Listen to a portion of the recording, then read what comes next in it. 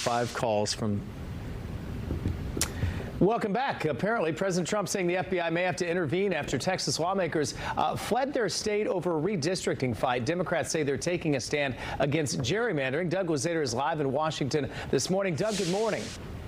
Good morning. So we talked about this the other day. This could be a battle really in one state after another. Where is it right now? Well, you know, this is playing out in Texas at the moment, but other states are threatening to follow suit. Other Democratic states are. And look, you know, in the long game here, Republicans may ultimately have an advantage because Republicans control more state legislatures around the country. But for now, if this becomes kind of a, you know, whack-a-mole with redistricting, you have Texas talking about adding, 5 GOP seats, and California is threatening to do the same on the Democratic side of the ledger. New York is threatening to do so. So, you know, we could have this wave of redistricting happen.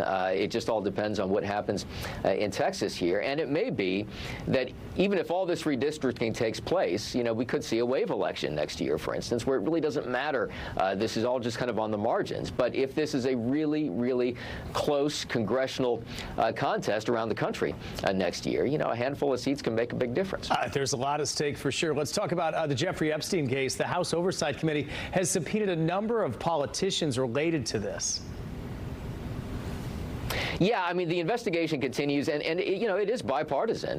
There is frustration from Democrats and some Republicans about the fact that the White House, the Trump Justice Department is not releasing more information about Epstein. Epstein had a lot of connections with a lot of folks, and this is really going to be the subject of this congressional investigation. Yeah, he did have a lot of connections for sure. We've seen a lot of pictures for sure. Let's talk about this. The president doesn't talk a lot about his predecessor. It's still a long way out, Doug, but we live in a world where we like to look farther out and speculate. He mentioned 2 interesting names that could be kind of the next leaders of the movement.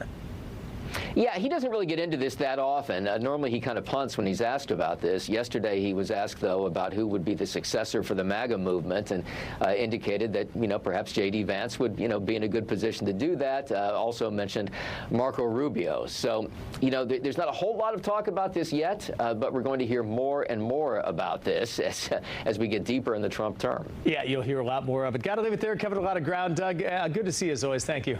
Thanks so much.